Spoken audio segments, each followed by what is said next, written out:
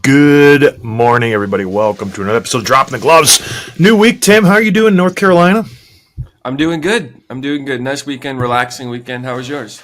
It was good. Yeah, did some work on the house on Saturday. I've been wiring my house for the last week and a half, pulling cable, trying to set circuits up, drilling holes, connecting them to lights. Like it's been a lot going on the last week or so, but I still am not done. I got this week to go before I get inspected. So it's been good though. Learning process. It's nice. Is it Very nice. YouTube Academy? My boss here at Apollo Engineering, he wired his house 25 years ago. So he apparently knows how to do it. And it's kind of like common sense. You got to bring power in, and you got to bring power out. And that's kind of how it works. And you just go from one light to the next light to the next light, or one outlet to the next outlet to the next outlet, and you bring it back to the panel, and you're done. There's a little bit more to it than that when three-way switches and such. But yeah, it's you could figure it out. Like a caveman can do it. It's not tough, but so the reason I'm doing this is I get a quote from the electrician, and I'll be honest, it was $30,000 for this guy to wire a house. Everything's open. There's no walls. There's no insulation. There's no nothing. It's just a skeleton, and there's lots of areas to run wires. So I just figured, well, I can do that myself. I can staple wires to the ceiling and run it and connect it to where the light's going to be and the outlet's going to be. To date, Tim, his quote was 30,000, 29 and change. I have spent, and this is buying two nice tools. One's called a whole hog, and one's called like a wire stapler. Primo tools, the creme de la creme. I have spent 4,000. That's all the wire. That's all the can lights. That's everything. 4,000, and I figure I'll spend another 6 to 10 for all the light fixtures and everything. So if I'm all in everything for under 15, it's a win. It's an absolute win. So these subs are they're crooks, absolute crooks. A lot of them are. A lot of them are. Just hope you're being safe. The listeners, we've had people that are our electricians who follow the show that are worried that you're going to hurt yourself. Oh, I absolutely am not being safe. I'm up on scaffolding. Gosh, last week, 2 weeks ago, I was up on the scaffolding because our living room has extra high ceilings. I want to say they're 25 feet. And so I'm up on the scaffolding putting can lights in, and my kids are playing outside, and all of a sudden my daughter busts through the door, which is zip tied shut because there's no handles on them yet. She comes busting through the door trying to escape because someone's trying to throw a snowball at her, and I'm up on the scaffolding, like precarious position. I let her have it. I'm like, what the hell is going on down there? I'm like, A, you break my door. B, I might fall off the scaffolding and die. Is that how you want your dad to die? Like, I'm just like, I don't think I said the last part, but I'm like, that's so dangerous. I was like getting after her. So now there's a rule. You can't go near the house when I'm working on it because they're just like animals, absolute caged animals that break through my door. But yeah, it's all right. I'm amazed how many holes you drill through a house. Once you get all the framing up, all the joists, all the structure, everything, and I'm just bombing through with holes everywhere. The plumber is being more liberal than I am. He's bombing through holes everywhere, and I'm just scratching my head thinking, is this allowed? Is this too code? I don't know if that's right, because he's like taking a joist and just bombing a 4-inch hole right through it. I was like, holy crap. It doesn't seem safe, but apparently it is. I don't know. We're getting inspections this week because the spray foam's coming in next week. And I don't want to hear any listeners, this spray foam, in 10 years, they're going to be saying that stuff's garbage. You're going to be all this. It's going to be like asbestos. I'm like, just save it. You know what? I don't want to hear it. I got a good deal on spray foam. It's good. It keeps the mice out. It keeps the heat in, the cold out, or vice versa in the summer. So just stuff it. Okay? I don't want to hear it. I got enough going on. But anyways, the electricity is going well. I'll be done by the end of the week, hopefully. Good. I hope you're safe and hope you get it done. I do too. All right. There's been some happenings in the NHL. Let's move on to greener pastures. Speaking of greener pastures, Jacob Trouba. We did a show on Friday. We didn't know if he was going to be traded, if he was going to be waived, what the situation was going to be. Well, as soon as we press stop on the record button, lo and behold, he gets traded to the Anaheim Mighty Ducks. He is going out west. Pretty simple, clear cut. New York Rangers GM doesn't want him. Trouba wants to stay. GM says, well, I'm going to put you on waivers. Okay, trade me. That should be it, right? Well, let's not get too ahead of ourselves. Jacob Trouba had a little bit to say for his introductory press conference to the Anaheim Ducks. What did he say, Tim, to the reporters? Because it was very, very striking, very eye-opening. Yeah, really strange, especially because he's like a guy that I mean, I know he's rough and tumble on the ice, but he's a pretty classy guy. Like the Yep. organization he's involved with, the foundations, he's the captain of an Original Six franchise. He's not going to air dirty laundry, willy nilly. But he said some things that you clearly know that he's not happy with how things went down. So he was asked about the timeline of it. And he said yesterday morning, meaning Friday morning, it was accept this trade or we're scratching you, and that was I think the Columbus trade. And he said, okay. So they scratched him. And then the next offer was accept this trade or you're going on waivers. And I think that was obviously the Anaheim trade. So he's basically saying they gave me no choice. And they kind of put me in a corner there. And he said, quote, I'll be honest, I was put in a position this summer to make a decision between my family and my career, and I chose my family. I would choose my family 100 times over again. I don't feel bad about that. I was happy about that. I don't like that it was made public necessarily or how everything unfolded so publicly. But I guess that's part of New York and what happens. I made it difficult to play it made it difficult to play with that hanging over everything. The result is the result. I'm happy with moving forward. I'm not thrilled with how it went down. In my opinion, things could have been handled better. I'm not blaming anybody or anything, just kind of how it happened. I thought was kind of unfortunate. There's a couple of things here. The first thing that's worth mentioning is that hanging over his head, he hasn't had a great season. And you have to think he's saying this sort of explains some of it where he's distracted, he's stressed out, he's straight up unhappy by that. And the second thing is like, hey, organization, you did this really poorly, and I'm not happy with that, and I'm telling the whole world right now. Well, yeah, it's the nature of the beast. I go back and forth on this, whose side to take, because you hear Jacob Trouba in his statement, you go, poor guy. Like, that sucks. This has been weighing over him, this, that, and the other. But then you sit down and you think of the reasoning of Chris Brewer, and you go, you know what? He had to make a move. This team is struggling. This is a lot of money being paid for a player who's not producing.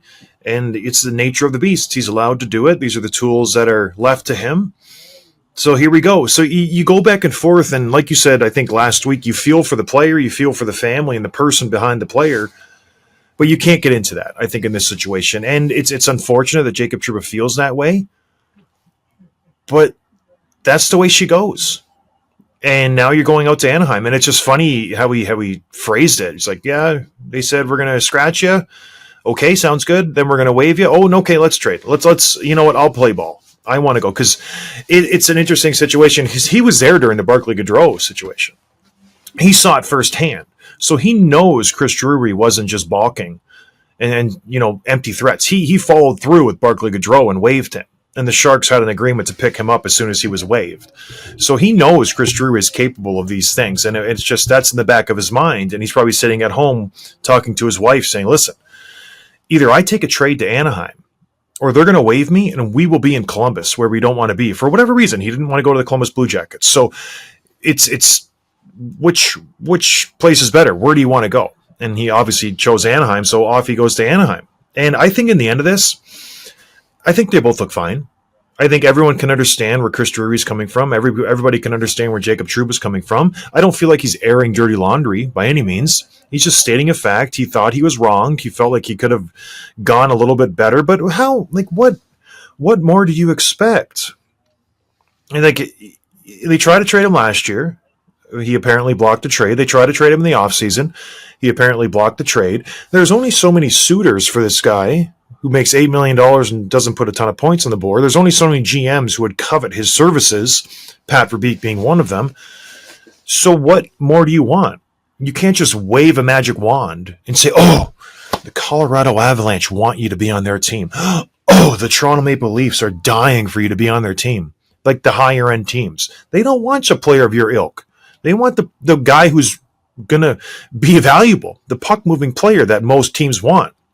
And so you have to kind of go where you're wanted, and those are the teams that wanted you for whatever reason. And I don't know, you kind of lose your sympathy for Jacob Trouba when he says things like this, because, yeah, but you do make a lot of money, and you have been playing this way for a long time. So what do you want to do here? And Drury, he came out and he defended himself. And he made this comment. He said, "It's my job and 31 other GMs' jobs to try to do everything we can to help our team. That's the things at our disposal in the CBA. I'm not trying to mess with players. I have a ton of respect for Barclay and certainly, as I've said already, for Jacob. I'm just trying to do the best I can to move the team forward and make changes that I think are necessary." Boom. Clear cut. Right, Tim? I mean, so what is it that you think that Trouba is not happy with? Because he doesn't use the word respect anywhere, but it kind of feels like he feels disrespected by the thing. I mean, I could be wrong. I don't want to put words in his mouth. But even friend of the show, Greg Wyshynski, asked Trouba at the press conference if he thought the Rangers discussed putting him on the waivers was a pressure point for a trade, and Trouba said yes, it was a threat. And so is that just like a little bit of saltiness that maybe is unwarranted, or do you feel like he's got a point there? Well, yeah, I think it was a veiled threat for sure, because you don't want to get waived.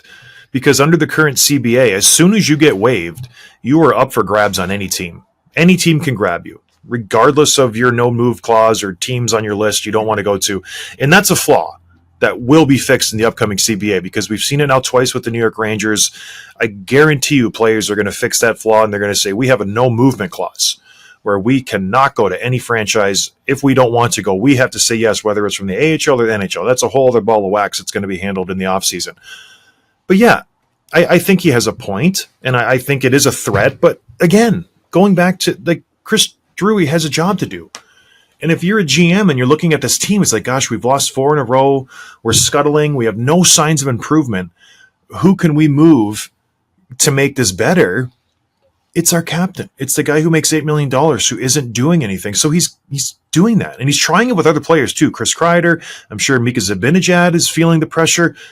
There are a lot of bad contracts on this team, and he's just starting with the obvious one, the low-hanging fruit, which is Jacob Trouba. So at the end of the day, he's not happy. He's pissed because he's the captain. He's the face of the franchise. He's done so much for this team, blah, blah, blah, blah, blah. Just suck it up and go. You could have prevented this by playing better, but you didn't. So you have to go. The team is struggling. You have to make a change. I commend Chris Drury for doing this. It's tough. You don't want to be that guy, but this is your job. This is not a feel-good league. It's a results league, and they're not putting up results. This is a Stanley Cup contending team. It should be. And right now they are looking nothing of the sorts. And this is what happens. I think you have to give a little bit of credit to Drury as well for getting out from both Trouba and Gaudreau. He waived Gaudreau, and he was claimed by, luckily for Barclay, a team that he already knew and had relationships with in the Sharks. Now Trouba. And getting out from both of these contracts without having to do anything, like you didn't give up a first, you didn't have to give up like a Kako or anything like that. You're able to get out of both of these contracts for basically nothing. Which, yeah, some of it hurts. Some of it's a little bit, salty, like we've been talking about. But this opens up all kinds of possibilities for them, which we'll talk about next with signing Shesterkin long term. But there's also some cap room this year that gives them the ability to go out and make a move at the deadline if they want to, or even sooner. And then you have to sit and look back and wonder what the hell Pat Verbeek is doing. Why on earth do you make this deal? As it stands right now, your team is nowhere near a playoff spot. You're last place in the Pacific, you're second last place in the West, and you have third last place, the Nashville Predators. I always forget how terrible they are. But you're bottom 5 in the league. Why? Are you doing this for the future? Are you doing this to make your team a Stanley Cup contender next year? I don't understand why this makes sense for them. I mean, you already got Radko Gudas. Yeah, I can answer that. The first thing, so you have to look at what Pat Verbeek said. And he said, first of all, that it's rare you are able to acquire a player with Jacob's experience, stature, and ability, which is basically saying it's the same as what Rutherford said about Montgomery 2 weeks ago. Like, if one of those is available, you grab him. And so he likes the player, obviously. We know what Verbeek was like as a player and as a GM. He likes those hard-hitting, hard-nosed guys. But I think there's two things at play here. The first we talked about on Friday's show is that Trouba's contract expires next year, which makes him very movable. So you can have him on the books for about a year, a calendar year, and then approaching next trade deadline, year and a half, you move him for a team that is looking to acquire some defensive depth, some hard-hitting, blue liner that's really coveted in the playoffs in the right situation, and you can go get something for him when you gave up very little to get him. So it's a tradable contract next year. And the second thing that Verbeek said was, Trouba's still young.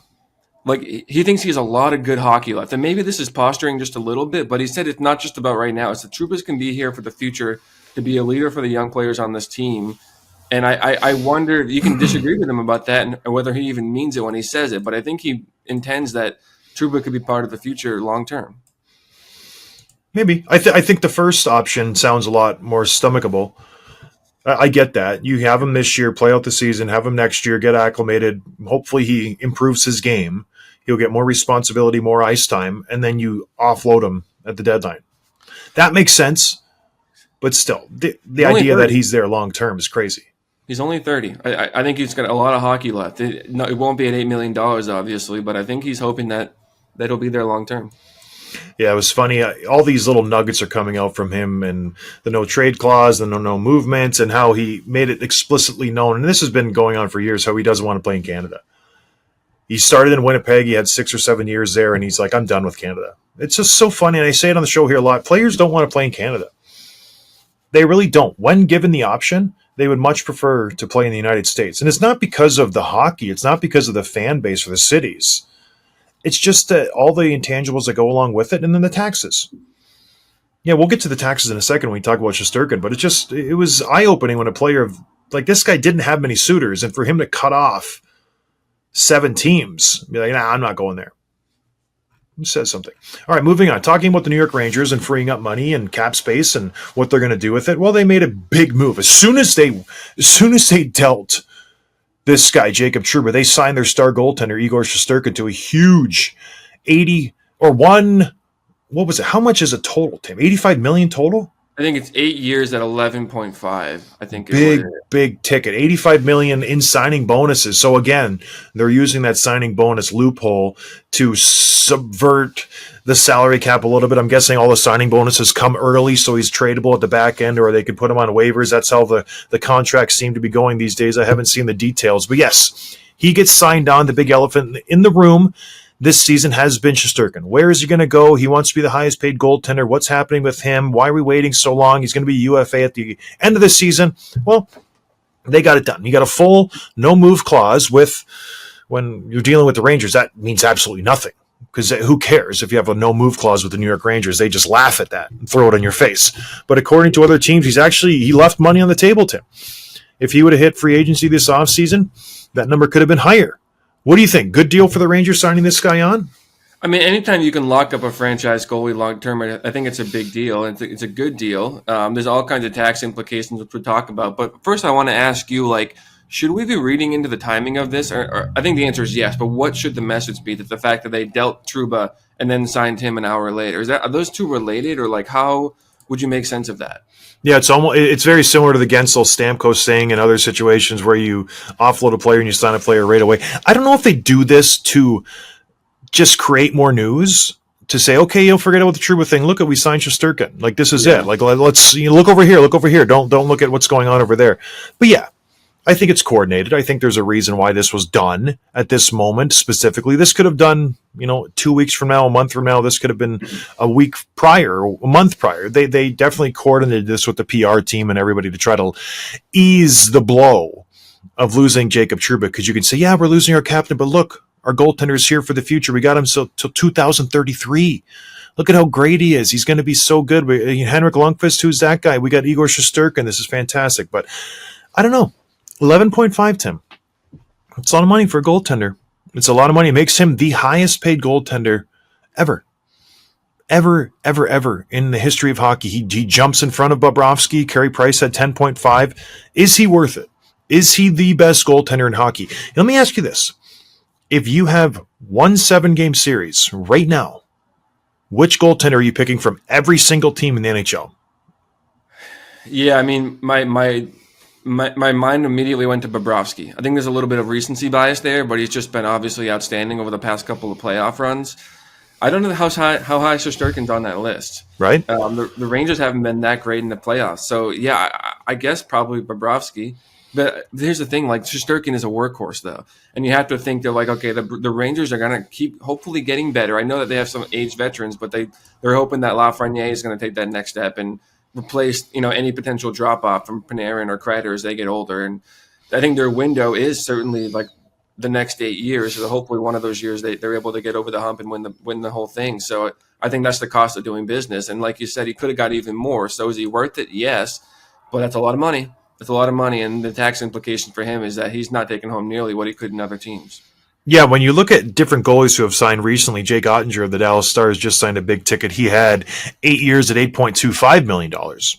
You know, a lot less than $11.5 million over 8 years. I would say that's $3.25 million less per year in the contract. But when you look at Dallas and you look at New York, someone did this. They did the math. They say, okay, taxes get whacked from Shesterkin. He loses $6.5 million right off the top. So he takes home a little bit over $5 million, $5,094,000. Jake Ottinger, he makes $8.25 million per year. He only loses $3 million taxes. So he takes home $5.239 million. So at the end of the day, Jake Ottinger, whose yearly contract is $3.25 million less than Igor Shesterkin, he makes $200,000 more per year. And then when you bake into that cost of living in the state, New York is incredible. You go buy a sandwich in New York, it's $25. You go buy a sandwich in Dallas, it's probably $12. You want to buy gas in New York, it's probably $6 a gallon. Dallas, it's probably $3.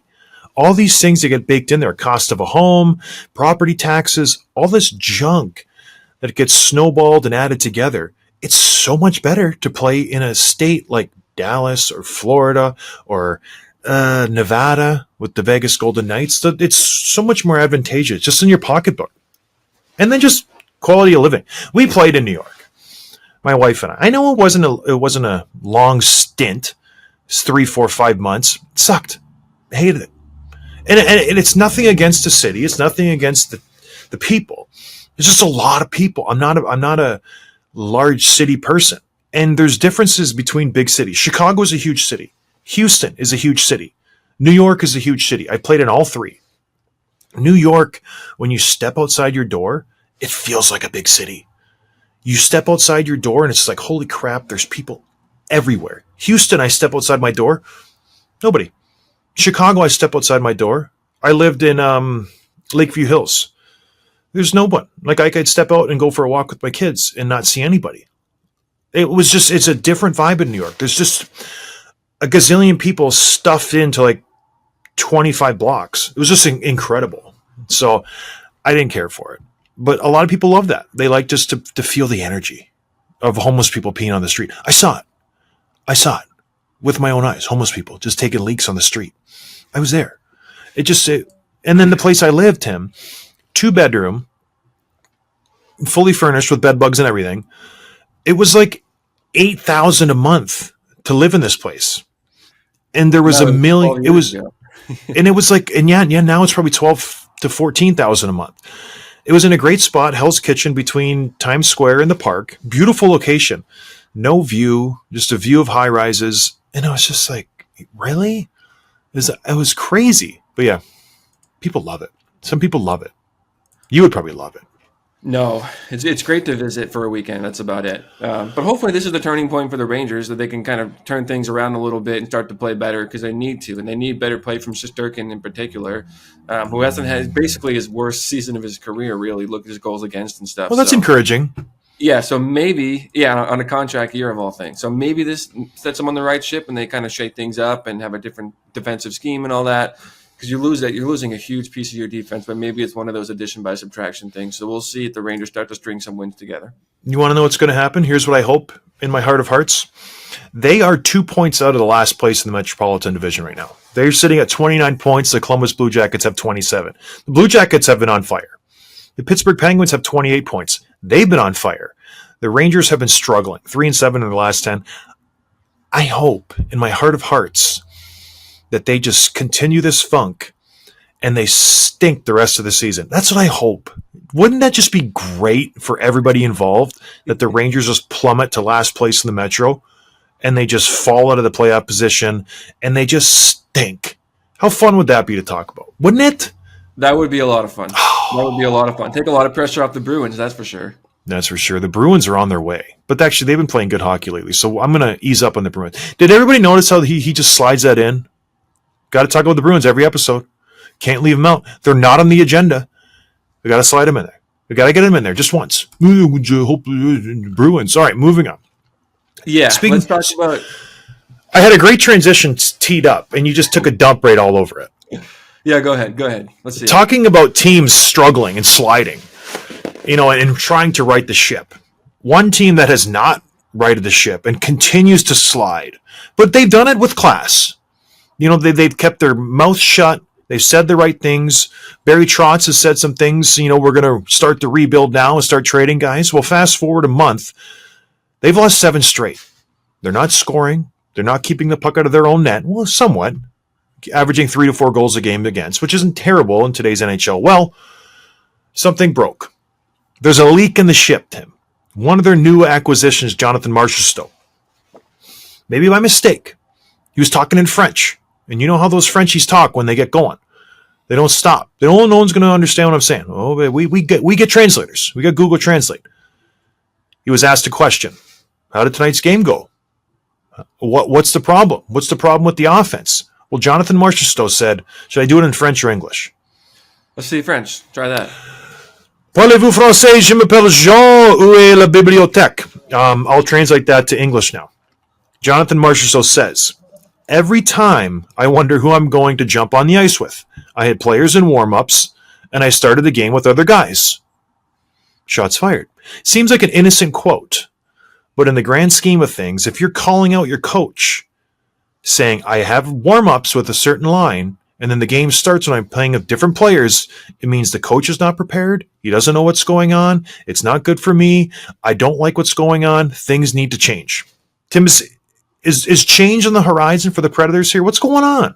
You have to think so. And when you see a team like this that's struggling so badly unexpectedly, like I said, we've talked about this team a lot, and you kind of think, okay, is it the players? Is Stamkos just doesn't have it anymore? Was Marchessault not in the right situation?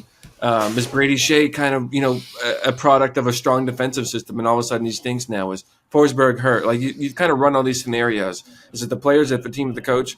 Marchessault is now saying it's the coach.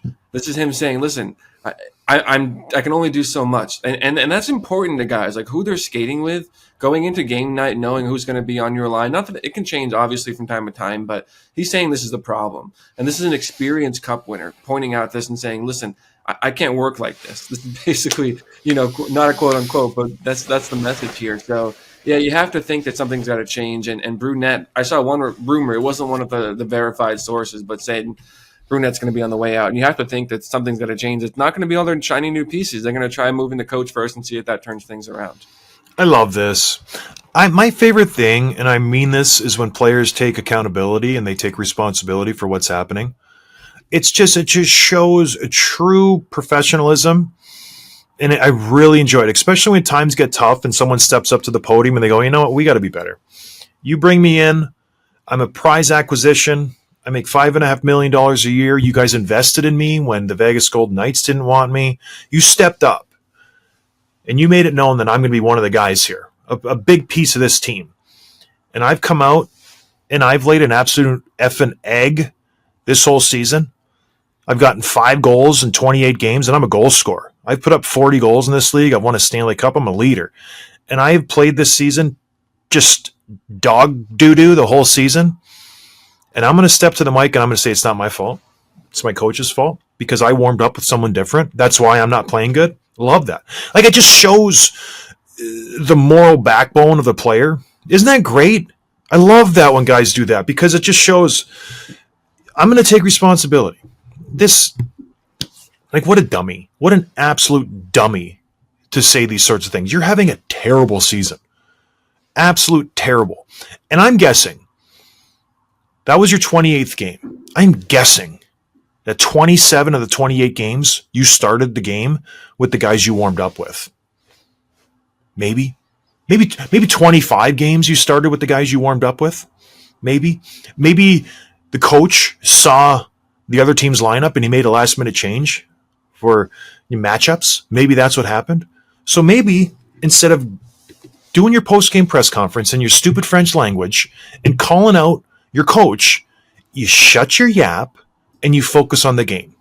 No one wants to hear it because you've sucked this year, unequivocally sucked. The last goal you scored, it was a dump in and it banked off the top dasher board over the net and you tapped it in. It was a complete fluke of a goal. You are awful player this season. So why don't you suck it up and work on your game instead of worrying about, my winger's different than warm-ups. It's going to throw me off. I'm going to play terrible. Are you kidding me? Are you absolutely kidding me?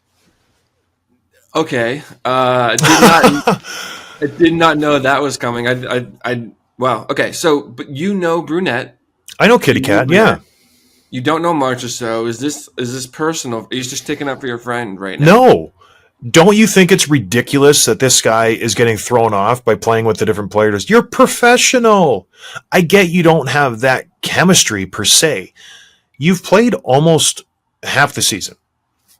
We're 30 games in.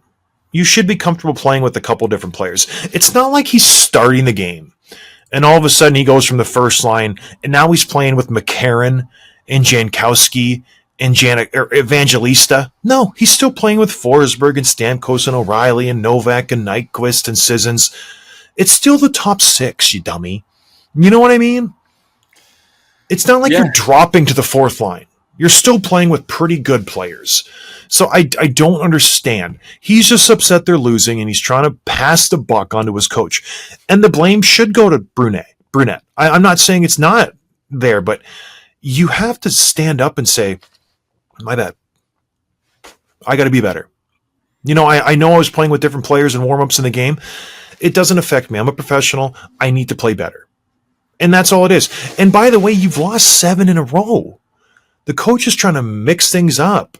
And he's trying to, shuffle the deck a little bit. So, it's crazy.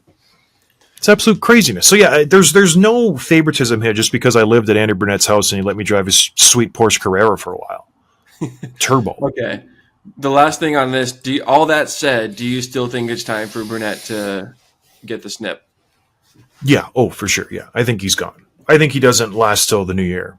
And the thing is, Trotz doesn't seem like he's one to cave over these situations, and he might just keep him, but I don't know. But if there ever was a time to fire a coach, it's now. He is definitely on the hot seat. Tim, 7 in a row? Yeah, some of those are overtime losses, so they're like technically. But still, yeah. 3-2 games. They just cannot win a one-goal game. They just cannot get out of their way. And don't look now. They are very precariously close to being the worst team in hockey. The Hawks have 1 game in on hand in them, and they're 2 points behind. So if the Blackhawks win the next game, they will jump the Predators, and we will be 30 games into the season, and the Nashville Predators will be the worst team in hockey. 32 teams. That's crazy to think about. Well, you mentioned the Hawks. I think we should spend some time on them maybe next show but did you see the play that they lost on with Bedard and Bertuzzi? No, what happened? Yeah, it's over. That's not overtime, but I think it's like 2 minutes left or something. Bedard, like this beautiful breakout, he drops it over Bertuzzi. Bertuzzi does nothing with it. He throws it into his own corner from like the top of the circle in the zone. It goes wide, comes back out the zone the other way, and then I forget who they were playing, but the other team comes down and scores. And just Bedard's wingers have like combined like 9 points this year. It's just it's crazy. Anyway, yeah. I think we should bring someone in and talk about that. You want to bring Bedard in? Yeah, I guess he'd be fine. Bring him in. All right. Talking about coaches being angry, talking about coaches on the hot seat, I wanted to give you just a glimpse of the right way to do things and the wrong way to do things if you're a coach and calling out your team. Because a lot of teams are struggling. They go through the ebbs and flows of the season. Coaches need to do things to motivate their team, to get a reaction, so they can start playing better, so we don't end up having a 7-game losing streak. The key to hockey is to not get too high and to not get too low. Avoid the losing streaks at all costs. Before every season, when I was on a good team, we would say, we won't lose 2 in a row. That's the thing. We'll lose 1. We're going to play our asses off to not lose 2 in a row. And we for sure won't lose 3 if 2 does happen. Some teams are on a pretty big losing streak. And the first way is the wrong way. Derek Lalonde for the Detroit Red Wings. They've lost 5 in a row. They are out of sorts. We had someone from the Winged Wheel on, and they're like, oh, Detroit's things are looking good. They're train wreck.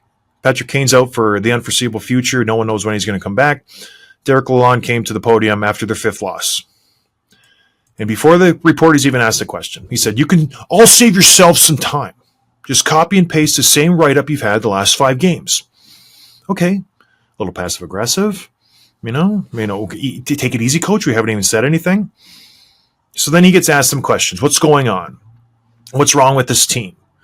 And he gives this quote. He says, I don't see how it can be. Again, I think they're playing some pretty responsible hockey. We're doing some quality things. We just have to do a little bit more offensively. I don't know that it is a lack of confidence, but there's frustration. Things aren't going our way. Does that sound like a coach who's calling out his team?